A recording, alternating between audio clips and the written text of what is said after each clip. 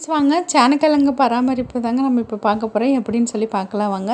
சேனக்கிழங்கு பார்த்திங்கன்னா நல்லா இந்த மாதிரி வந்து முளைப்பு வந்ததுக்கப்புறம் கொஞ்சம் குழி வந்து பறித்து விட்டு நம்ம வந்து நெட்டு வச்சிடலாங்க. அதுக்கப்புறம் இது போல் பார்த்திங்கன்னா நல்லா தளைஞ்சு வந்துடுங்க.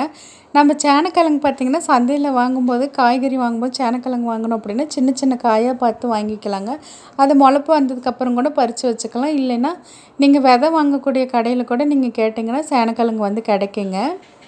சேனக்கிழங்கு வந்து நம்ம நெட்டு வச்சுட்டு அதுக்கப்புறம் பார்த்திங்கன்னா இதை வந்து நம்ம பயிர் எப்போ அறுவடை பண்ணணுன்னா சேனக்கிழங்கு பார்த்திங்கன்னா 10 மாதம் ஆகுங்க. 10 மாதத்துக்கு அப்புறம் தான் வந்து நம்ம அறுவடை பண்ணுற மாதிரி இருக்குங்க. ஒரு கிழங்கு நம்ம நெட்டு வச்சிட்டோம்னா கூட அது தொடர்ச்சியாக வந்துகிட்டே தாங்க இருக்கும். நம்ம பறித்து எடுத்தால் கூட அந்த இடத்துல மறுபடியும் முளைச்சி வந்துகிட்டே தான் இருக்கும்.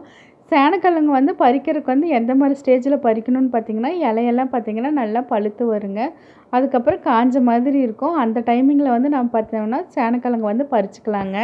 10 மாதம் சேனக்கிழங்கு விட்டு நம்ம பறிக்கும்போது பார்த்திங்கன்னா கிழங்கு நல்லா பெருசாகவே கிடைக்குங்க. நம்ம பார்த்திங்கன்னா அங்கங்கே முளைச்சிருக்கிறதெல்லாம் ஒவ்வொரு இடத்துல நெட்டு வச்சது தான் இவ்வளோ சேனக்கிழங்கு. முன்னே வந்து சேனக்கிழங்கு சந்தைக்கெல்லாம் கொண்டு போய் விற்றங்க.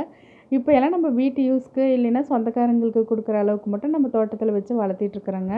உரம்லாம் வந்து நம்ம பெருசாக யூஸ் பண்ணுறது இல்லைங்க. நம்ம வீட்டு வாழைத்தோப்பு இருக்குங்க. அதில் இருக்கக்கூடிய அந்த இலை அந்த தண்டெல்லாம் இருக்குது பார்த்திங்களா, அதை தான் வச்சு யூஸ் பண்ணிகிட்ருக்கோம். இதுக்கு தண்ணி பார்த்திங்கன்னா ஒரு 20 நாளைக்கு ஒருக்கா தண்ணி வச்சா போதுங்க.